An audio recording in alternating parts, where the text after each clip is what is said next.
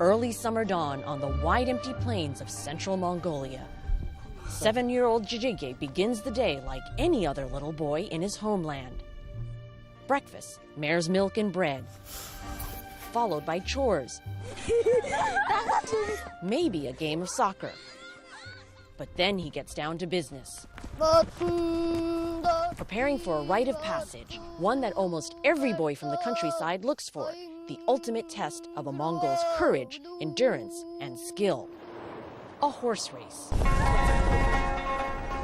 I like going fast, Jijige tells us. It's exciting.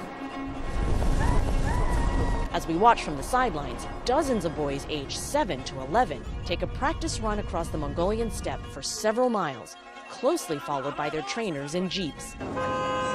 But although he spent nearly half his young life on horseback, Jijige struggles to control his horse and strays off course.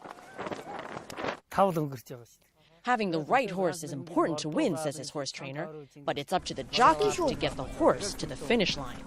Jijige knows this, but he looks nervous. In a country where the horse is the national symbol, he'll be competing for the first time in the biggest race of the year at Naadam.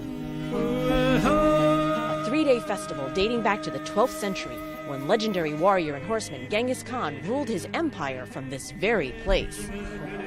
On the big day, Jijige seems more relaxed.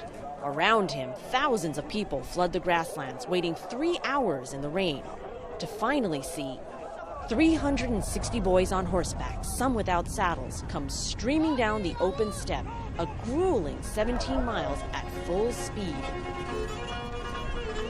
One by one, they cross the finish line, triumphant, exhausted. But where is Jijige?